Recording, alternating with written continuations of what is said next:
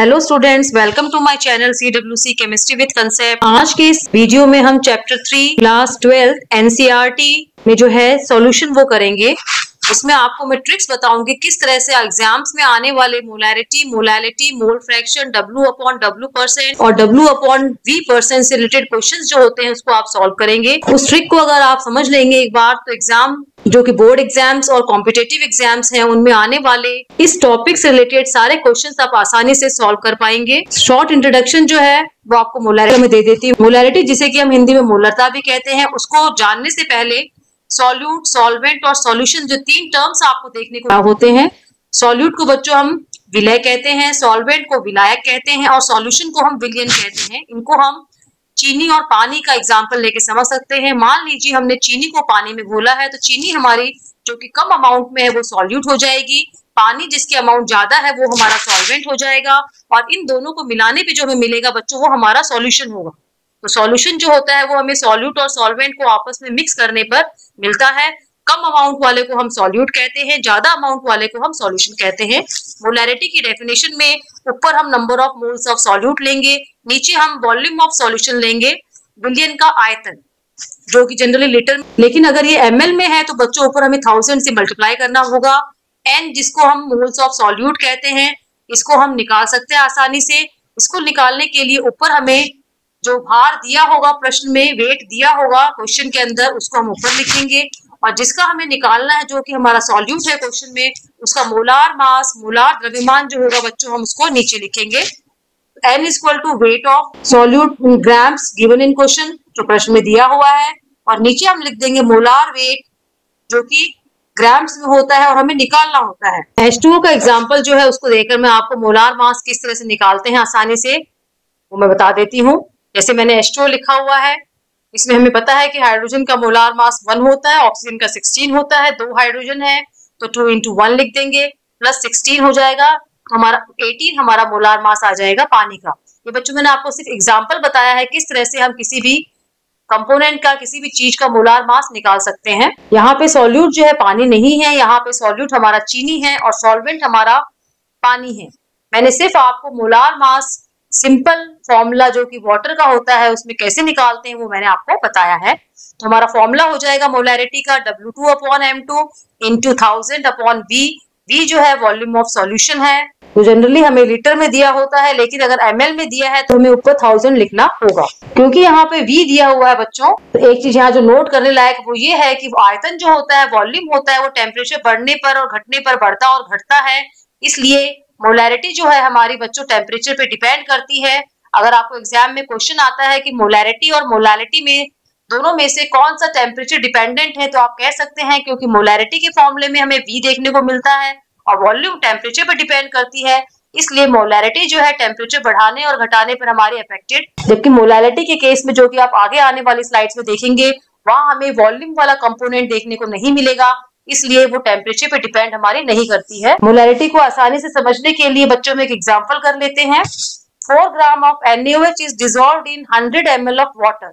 4 ग्राम NaOH दिया हुआ है और इसको 100 ml पानी में घोला हुआ है, तो पानी जो हो जाएगा हमारा बच्चों वो सॉल्वेंट हो जाएगा और NaOH जो है 4 ग्राम हमें दिया हुआ है वो हमारा सॉल्यूट हो जाएगा। तो मोलैरिटी कैसे निकालेंगे, फॉर्मूला दिया हुआ है, लिख लेंगे हम। मोलैरिटी इज इक्वल टू ऊपर आ जाएगा हमारा NaOH जो कि सॉल्यूट है उसके मोलों की संख्या और नीचे जो है हमारा सॉल्यूशन जो है उसका आयतन आ जाएगा, वॉल्यूम हम नीचे लिख देंगे जो कि यहाँ हमारे क्वेश्चन में 100 ml दी हुई है। मैंने आपको n निकालने का तरीका बताया था किस तरह से, जो मास दिया है, वेट दिया हुआ होगा उसको हम ऊपर लिखेंगे और मोलार मास उसको हम नीचे लिखेंगे। हमारा फॉर्मूला हो गया था W2/M2 into 1000 और नीचे V आ गया था जो कि हमारा वॉल्यूम है सॉल्यूशन का।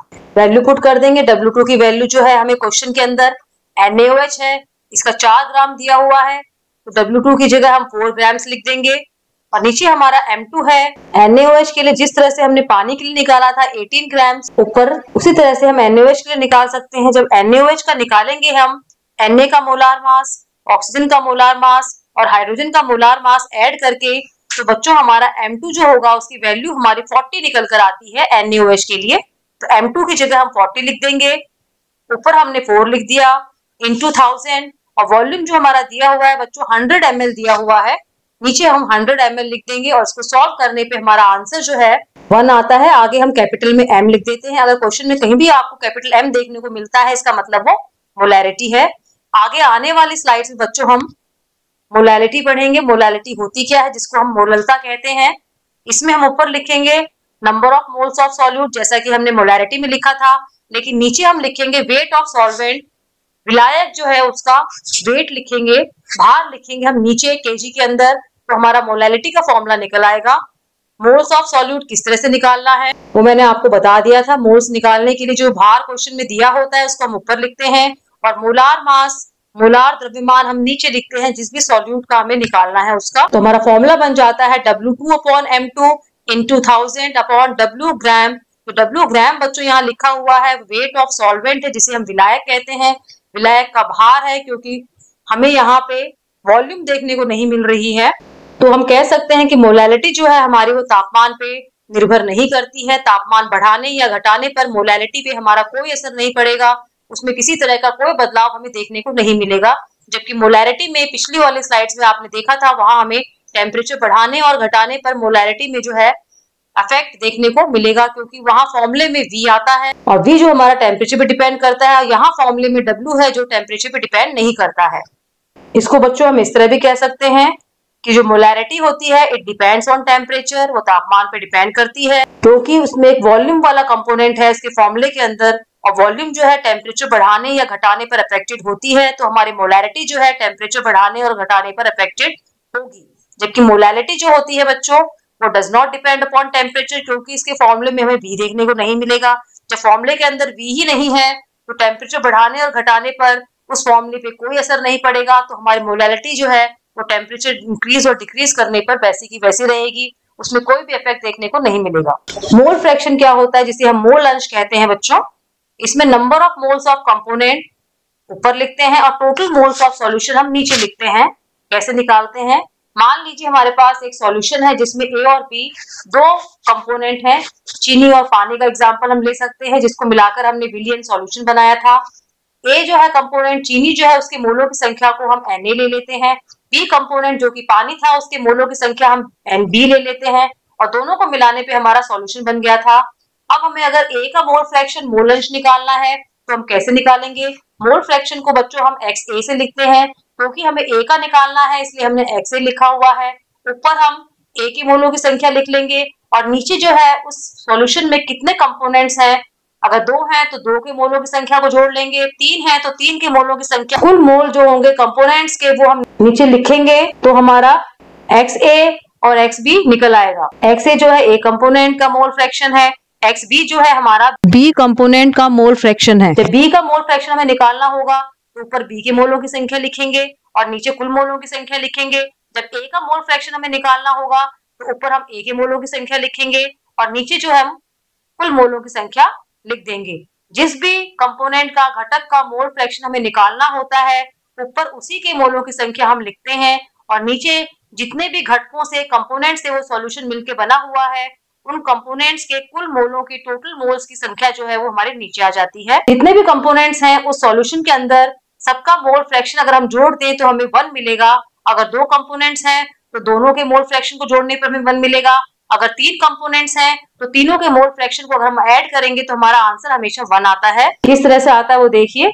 हमने A का बच्चों लिखा था मोल फ्रैक्शन निकालते वक्त Na/Na+Nb। B का मोल फ्रैक्शन निकालते वक्त हमने लिखा था Nb/Na+Nb। दोनों को हम जोड़ लेंगे तो हमारा टोटल मोल फ्रैक्शन जिसे हम कहते हैं X टोटल या XT जिसे हम कहते हैं वो निकल आएगा। एलसीएम लेंगे बच्चों नीचे हम तो Na+Nb नीचे आ जाएगा एलसीएम और ऊपर भी हमारा Na+Nb ही देखने को मिलेगा और इसको सॉल्व करने पे हमारा आंसर बच्चों 1 आ जाएगा। तो जितने भी कंपोनेंट्स होते हैं सभी के मोल फ्रैक्शन का जोड़ जो होता है 1 होता है। आगे आने वाली स्लाइड्स में बच्चों हम W/W% पढ़ेंगे, ये होता क्या है और किस तरह से इससे रिलेटेड क्वेश्चंस हम सॉल्व करेंगे, तो हम आगे आने वाली स्लाइड्स में बच्चों देखेंगे। W/W% को हम भार अपॉन भार प्रतिशत भी कहते हैं, क्योंकि W लिखा हुआ है, W मतलब वेट भार, ऊपर हम सॉल्यूट का भार लिखेंगे और नीचे हम सॉल्यूशन का भार लिखेंगे, दोनों ही ग्राम्स में है। और जबकि ये परसेंटेज हमें निकालना है तो इंटू 100 हम कर देंगे तो हमारा W/W या भार अपॉन भार प्रतिशत निकल आएगा। एग्जाम्पल है 10% W/W मान लीजिए आपको एग्जाम में दे दिया है, तो इसका मतलब क्या होता है वो देखिए। इसका मतलब ये है कि 10 ग्राम सॉल्यूट जो है विलेय जो है हमारा 100 ग्राम विलियन में उपस्थित है। कभी कभी इस तरह की क्वांटिटी आपको दवाइयों के ऊपर देखने को मिल जाती है, तो उससे आप कंफ्यूज नहीं होंगे। जितना भी लिखा हुआ है W/W%, जो मात्रा दी हुई है वो सॉल्यूट की मात्रा है, और नीचे जो होता है सॉल्यूशन वो 100 जो है ग्राम्स में प्रेजेंट होता है। इसका मतलब हमें ये देखने को मिलता है। अब क्योंकि हमें पता चल गया है कि 10 ग्राम सॉल्यूट है और सॉल्यूशन जो हमारा 100 ग्राम्स है, तो दोनों अमाउंट्स को हम यूज करके बच्चों किस तरह से सॉल्वेंट को निकाल लेंगे वो देखिए। सॉल्यूट को बच्चों हम विलेय कहते हैं और सॉल्यूशन को हम विलियन कहते हैं। ये बार बार मैं आपको बता रही हूँ क्योंकि वीडियो जो है हिंदी मीडियम और इंग्लिश मीडियम दोनों मीडियम के बच्चों के लिए है, इसलिए दोनों तरह के टर्म्स जो मैंने यहाँ यूज में लिए हैं। 10 ग्राम्स ऑफ सॉल्यूट है हमारे पास में, 100 ग्राम्स ऑफ सॉल्यूशन है हमारे पास में। सॉल्यूट को विलेय कहते हैं, सॉल्यूशन की अमाउंट 100 ग्राम्स है। अब क्योंकि हमें सॉल्यूट और सॉल्वेंट सॉल्यूशन दोनों की अमाउंट पता चल गई है, तो इसकी हेल्प से हम सॉल्वेंट की अमाउंट निकाल सकते हैं। टोटल जो है हमारा सॉल्यूशन, उसमें से हम सॉल्यूट को माइनस कर देंगे, घटा देंगे, तो हमारे सॉल्वेंट की अमाउंट निकल आएगी। 100 - 10 हम लिख देंगे क्योंकि 100 जो है हमारा सॉल्यूशन है, 10 ग्राम्स जो है वो सॉल्यूट है, तो 100 - 10 जो है हमारा बच्चों 90 ग्राम्स जो हमारा सॉल्वेंट निकल आएगा, जो हमने काम में लिया है 10% W/W को बनाने के लिए। इसको और अच्छी तरह समझने के लिए बच्चों आगे आने वाली स्लाइड्स में हम कुछ क्वेश्चंस करेंगे। अगर आपको रिलेटेड क्वेश्चंस आते हैं तो उसको आपको किस तरह से सॉल्व करना है बच्चों, आगे आने वाली स्लाइड्स में हम कुछ क्वेश्चंस करेंगे इसको और अच्छी तरह से समझने के लिए। क्वेश्चन है हमारा, यूरिया का 2 मोलार सॉल्यूशन है जिसकी डेंसिटी हमें 1.2 ग्राम पर ml दी हुई है। हमें मोलैरिटी, मोलैलिटी और मोल फ्रैक्शन हमें निकालना है। इस तरह से निकालेंगे। अगर एग्जाम्स में आपको इस तरह के क्वेश्चंस बच्चों देखने को मिलते हैं, तो सबसे आसान तरीका इसको सॉल्व करने का है, पहले एक टेबल बना लीजिए। टेबल कैसे बनाएंगे वो देखिए। इसमें एक जगह आप सॉल्यूट लिख लीजिए, एक जगह सॉल्वेंट लिख लीजिए और एक जगह सॉल्यूशन लिख लीजिए बच्चों। जो हमें क्वेश्चन में गिवन है उसको हम इस टेबल के फॉर्म में लिख देंगे, जिससे हमें क्वेश्चन सॉल्व करने में बहुत ही आसानी हो जाएगी। 3 पार्ट हमने इसके कर लिए हैं। एक जगह हम सॉल्यूट लिख देंगे, एक जगह सॉल्वेंट लिख देंगे और लास्ट वाले पार्ट में हम सॉल्यूशन लिख देंगे। और इनसे रिलेटेड जो भी जानकारी हमें दी हुई है इन्फॉर्मेशन क्वेश्चन के अंदर, वो इस टेबल में हम टैबुलेट कर लेंगे, जिससे हमें उस क्वांटिटीज को यूज करके हमें मोलैरिटी, मोलैलिटी और क्वेश्चन में जो भी निकालना हो उसे आसानी से हम यहाँ निकाल सकें। यूरिया का हमें 2m दिया हुआ है, इसका मतलब मोलैरिटी जहां भी कैपिटल M देखने को मिलेगा आपको, मैंने पहले भी बताया अपनी स्लाइड्स में, वो मोलैरिटी है। तो यूरिया की मोलैरिटी हमें दी हुई है 2 मोलार। 2 मोलार का मतलब क्या होता है वो देखिए बच्चों। M = N/V होता है। N number of moles of solute आपने फॉर्मूले में देखा था। नीचे जो है वॉल्यूम ऑफ सॉल्यूशन, इसका मतलब 2 मोल जो है 1 लीटर में प्रेजेंट है। सॉल्यूट के 2 मोल जो है 1 लीटर में प्रेजेंट है। 2m का मतलब बच्चों ये होता है। इस चीज को हम टेबल के फॉर्म में लिख लेंगे। सॉल्यूट वाला जो खाना है हमारा, उसके नीचे हम लिख लेंगे 2 मोल, क्योंकि 2 मोल्स ऑफ सॉल्यूट जो है वो 1 लीटर ऑफ सॉल्यूशन में प्रेजेंट है। तभी हमारा आंसर जो है बच्चों 2M आया था, क्योंकि ऊपर 2 लिखा था हमने, नीचे 1 लिखा था। तो सॉल्यूट हमारे हो जाएंगे 2 मोल्स। सॉल्यूशन हमारा 1 लीटर दिया हुआ है, इसको 1000 ml भी हम लिख सकते हैं। डेंसिटी हमारी दी हुई है सॉल्यूशन की 1.2 ग्राम्स पर ml। हमें पता है बच्चों कि मास होता है, mass per unit volume equal to density होता है। सॉल्यूट हमारा क्या था बच्चों, यहाँ पे यूरिया था। यूरिया का 1 मोल जो होता है वो 60 ग्राम्स के बराबर होता है, तो 2 मोल्स हमारे हो जाएंगे 120 ग्राम्स के बराबर। अभी मैंने आपको फॉर्मूला बताया था, density equal to mass per unit volume, तो मास निकाल लेंगे डेंसिटी इंटू वॉल्यूम। सॉल्यूशन का डेंसिटी भी दी हुई है और वॉल्यूम भी दी हुई है, तो मास हम इससे निकाल सकते हैं। मास हमारा आ जाएगा बच्चों D इंटू डी या D इंटू V लिख लेंगे, तो 1.2 इंटू 1000 लिख दीजिए या फिर 1000 इंटू 1.2 लिख देंगे, दोनों एक ही चीज है। तो हमारा आंसर हो जाएगा 1200 ग्राम्स। ये हमारा सॉल्यूशन का मास निकल आया। सॉल्यूट का मास हमारा 120 ग्राम्स निकल आया था, सॉल्यूशन का मास हमारा 1200 ग्राम्स निकल आया। अब हम सॉल्वेंट का मास जो है आसानी से निकाल सकते हैं। किस तरह से वो देखिए, सॉल्यूशन के मास के अंदर से सॉल्यूट का मास हम माइनस कर देंगे तो हमारा सॉल्वेंट का मास निकल आएगा, क्योंकि हमारा मास ऑफ सॉल्वेंट निकालने के लिए सॉल्यूशन माइनस सॉल्यूट लिखेंगे हम, और हमारा मास आएगा 1080 ग्राम्स। इस तरह से हमने सॉल्यूट, सॉल्वेंट और सॉल्यूशन तीनों के मास ग्राम्स में निकाल लिए। अब हम मोलैरिटी की फॉर्मूला यहाँ लगा सकते हैं। मोलैरिटी, मोलैलिटी और मोल फ्रैक्शन निकालने में जब हमने टेबल बना लिया तो हमें कोई दिक्कत नहीं आएगी। टेबल बनाने के बाद में हमें क्वेश्चन सॉल्व करने में बच्चों बहुत ही आसानी हो जाती है। हम बच्चों number of moles of H2O भी निकाल सकते हैं, क्योंकि यहाँ सॉल्वेंट जो है क्योंकि दिया हुआ नहीं है, पानी है। तो जो ग्राम्स दिया होता है उसको हम ऊपर लिखते हैं और मोलार मास, मोलार द्रव्यमान को हम नीचे लिखते हैं। H2O का 18 आता है, मैंने पिछली वाली स्लाइड्स में आपको निकाल के बताया था। तो number of moles of H2O जो हो जाएंगे हमारे 1080 डिवाइड बाई 18, जो कि हमारे 60 के बराबर आएगा। अब मान लीजिए क्वेश्चन में हमें दिया हुआ है 10% W अपॉन W। अभी मैंने पीछे वाली स्लाइड्स में आपको बताया था कि 10% W अपॉन W का मतलब क्या होता है।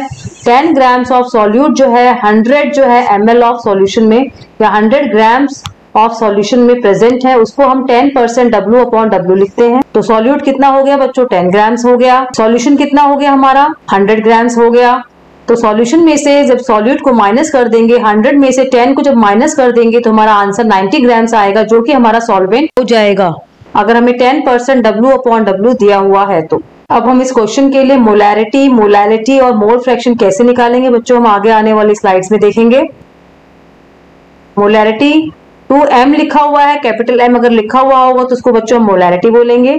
तो मोलैरिटी हमें यहाँ नहीं निकालनी है। अगर क्वेश्चन में आपको मोलैरिटी पूछ ली जाती है तो 2 है हमारी मोलैरिटी, हम मोलैलिटी निकालेंगे। फॉर्मूला मोलैलिटी का हो जाएगा number of moles of solute divide by weight of solvent in kg. अब number of moles of solute जो हमने पीछे टेबल्स में निकाले थे 2 आया था सॉल्यूट का। वेट ऑफ सॉल्वेंट जो था हमारा बच्चों, अगर आपको ध्यान है बीच वाले खाने में हमने 1080 लिखा था, वो हमारा ग्राम्स में था, उसको केजी में कन्वर्ट करेंगे तो 1080 हो जाएगा।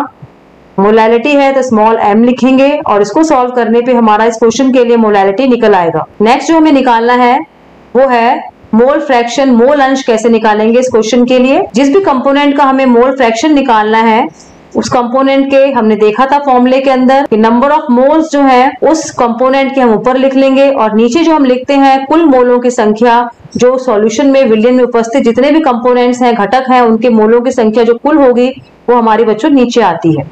इस फॉर्मूले को हम काम में लेकर सॉल्यूट और सॉल्वेंट दोनों के निकाल सकते हैं। सॉल्यूट को जब निकालेंगे तो ऊपर number of moles of solute लिख लेंगे, इसको हम NaSOLUT लिखेंगे और नीचे जो है total moles of solution, solute plus solvent लिख देंगे, mole of solute plus mole of solvent. Solute के मोल्स जो है हमने टेबल में देखे थे, कितने आए थे बच्चों, अभी हमने ऊपर काम में लिए हैं 2 आए थे और नीचे जो हो जाएगा 2 + 60 = 62 हो जाएगा और हमारा आंसर 1/31 आ जाएगा। तो मोल फ्रैक्शन जो हो सॉल्यूट के लिए हमें 1/31 देखने को मिलेगा। थर्ड नंबर पे जो हमें निकालना है वो है W/V%। कैसे निकालेंगे, ऊपर जो दिया हुआ है सॉल्यूट का वेट दिया हुआ है और नीचे जो है V दिया हुआ है जिसे हम वॉल्यूम या आयतन कहते हैं। ऊपर हम बच्चों लिखेंगे वेट ऑफ सॉल्यूट, W दिया हुआ है तो वेट ऑफ सॉल्यूट है जो हमारा ऊपर लिखा जाएगा। नीचे वॉल्यूम है, आयतन है, V से दिखाना पड़ेगा जिसे हमें, नीचे वाले को हम लिख सकते हैं वॉल्यूम ऑफ सॉल्यूशन इंटू 100 लिखना है क्योंकि परसेंटेज है। वेट ऑफ सॉल्यूट हमारा 120 आया था, वॉल्यूम ऑफ सॉल्यूशन हमारा 1000 था, इंटू 100 कर देंगे। जब इसको सॉल्व करेंगे तो हमारा W/V% जो है वो आ जाएगा 12%। अब हम निकालेंगे फोर्थ नंबर पे W/W प्रतिशत किस तरह से निकालते हैं वो देखिए। ऊपर भी वेट आएगा और नीचे भी वेट आएगा। ऊपर हम लिख देंगे वेट ऑफ सॉल्यूट, विलय जो है उसका भार और नीचे जो हो जाएगा हमारा विलयन का भार। दोनों में ही ऊपर सॉल्यूट आएगा और नीचे सॉल्यूशन आएगा, लेकिन W/V में वेट ऑफ सॉल्यूट हो जाएगा और नीचे वॉल्यूम ऑफ सॉल्यूशन हो जाएगा।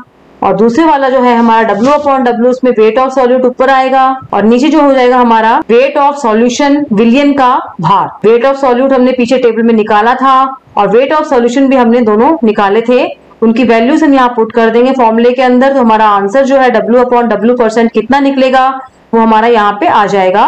वेट ऑफ सॉल्यूट जो है ऊपर लिखेंगे, वेट ऑफ सॉल्यूट लिखेंगे हम 120 ग्राम्स में था ये। वेट ऑफ सॉल्यूशन हमारा हो जाएगा 1200 ग्राम्स इंटू 100 लिखेंगे क्योंकि परसेंट निकालना है हमें। इसको जब सॉल्व करेंगे तो हमारा आंसर बच्चों आएगा 10% W/W, यहाँ हमें आंसर देखने को मिलेगा। आगे आने वाली स्लाइड से बच्चों एक क्वेश्चन हम और सॉल्व कर लेंगे जिससे इससे रिलेटेड कोई भी क्वेश्चन अगर हम एग्जाम में देखने को मिलता है तो वहां हमारे साथ कोई भी प्रॉब्लम नहीं आए, उन क्वेश्चंस को हम आसानी से सॉल्व कर सकें। जो है हमारा वो देखिए बच्चों, पहले हम टेबल बना लेंगे इस क्वेश्चन को सॉल्व करने के लिए। जो हमें इंफॉर्मेशन दी हुई है उस टेबल के फॉर्म में लिख लेंगे ताकि हमें क्वेश्चन को सॉल्व करने में 3 खाने बनाएंगे हम, सॉल्यूट, सॉल्वेंट और सॉल्यूशन के, जैसे हमने पीछे वाले क्वेश्चन में बनाए थे। सॉल्यूट के बारे में जो इन्फॉर्मेशन दी हुई है वो हम यहाँ सॉल्यूट के नीचे लिख लेंगे। 100 ml ऑफ इथेनॉल जो है वो 900 ml ऑफ वाटर में घुला हुआ है। इथेनॉल जो हमारा सॉल्यूट हो जाएगा वाटर जो है हमारा सॉल्वेंट हो जाएगा और दोनों को मिलाने पे जो हमें मिलेगा वो हमारा सॉल्यूशन हो जाएगा। इथेनॉल की डेंसिटी भी दी हुई है बच्चों क्वेश्चन में और वाटर की डेंसिटी भी हमें दी हुई है। सॉल्यूट जिसे हम विले कहते हैं वो 100 ml है, तो 100 ml लिख लेंगे हम। विलियन जो है उसकी अमाउंट निकालनी है हमें और वाटर जो है यहाँ पे विलायक के रूप में है और उसकी क्वांटिटी हमें 900 ml दी हुई है, तो हम यहाँ लिख लेंगे।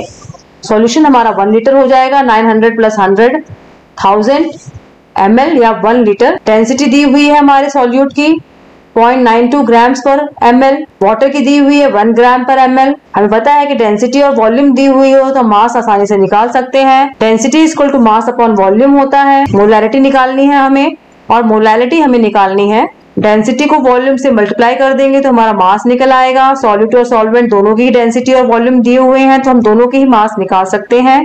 सॉल्यूशन, सॉल्वेंट और सॉल्यूट में से अगर दो के मास हमें पता है तो तीसरे का मास हम आसानी से निकाल सकते हैं। विलायक का मास हमारा आ जाएगा 92 ग्राम्स और विलायक का मास हमारा आ जाएगा 900 ग्राम्स, जिसको हम यूज करके मोलैरिटी और मोलैलिटी निकाल सकते हैं। मोलैरिटी का फॉर्मूला हमने पिछले वाली स्लाइड्स में देख ही लिया था। मोलैरिटी इज इक्वल टू हमारा होता है number of moles of solute divide by volume of solution in litres, लेकिन अगर ml में है तो इंटू 1000 कर देंगे हम। फॉर्मूला हमने देखा था W2/m2 इंटू 1000 अपॉन V था फॉर्मूला हमारा मोलैरिटी का। वैल्यूज दी हुई है टेबल के अंदर, हमारे यहाँ पुट कर देंगे हम उन वैल्यूज को। W2 जो है सॉल्यूट का भार है, वेट है। सॉल्यूट का वेट देख लेंगे हम कितना दिया हुआ है, 92 दिया हुआ है ग्राम्स में। नीचे जो है m2 लिख देंगे हम। इथेनॉल है C2H5OH वो कहते हैं इथेनॉल को। जिस तरह से हमने वाटर का मोलार मास, मोलार द्रव्यमान निकाला था, उसी तरह से हम इथेनॉल का निकाल लेंगे तो हमारा 46 आएगा बच्चों। 46 लिख देंगे इंटू 1000 और वॉल्यूम ऑफ सॉल्यूशन जो है हमारा 1 लीटर है, नीचे भी 1000 लिख देंगे हम। सॉल्व करेंगे तो मोलैरिटी हमारी बच्चों आ जाएगी 2। आगे हम कैपिटल M लिख देंगे। मोलैरिटी को हमेशा कैपिटल M से डिनोट करते हैं। अब हम निकालते हैं बच्चों मोलैरिटी। मोलैरिटी का फॉर्मूला लिख लेंगे पहले हम। W2/m2 इंटू 1000 और नीचे जो होता है वेट ऑफ सॉल्वेंट होता है इन kg, जो कि हमारा यहाँ पे 900 ग्राम्स दिया हुआ है। W2 92 है, M2 की वैल्यू 46 है इंटू 1000 और नीचे जो है हम 900 का 900 लिख लेंगे। आंसर हमारा आएगा बच्चों 2.22। स्मॉल m से लिखते हैं मोलैलिटी को, तो मोलैरिटी हमारा आ गया था 2m, कैपिटल M लिखा था और मोलैलिटी हमारा आया था 2.22 m। बच्चों उम्मीद करती हूँ कि किस तरह से एग्जाम्स में आने वाले क्वेश्चंस को आपको सॉल्व करना है वो समझ में आ गया होगा। मैंने आपको आसान तरीका बताया है जिसमें आप टेबल को यूज करके, टेबल को बनाकर क्वेश्चन को सॉल्व कर सकते हैं। आपको वीडियो अच्छा लगे तो लाइक कीजिएगा, अपने फ्रेंड्स को शेयर कीजिएगा। जो लोग पहली बार मेरे चैनल को, वीडियो को देख रहे हैं वो सब्सक्राइब कर दीजिए। बेल आइकन को प्रेस कर देंगे तो आपको आगे आने वाले वीडियोस की नोटिफिकेशंस टाइमली मिल जाएंगे। थैंक यू बच्चों।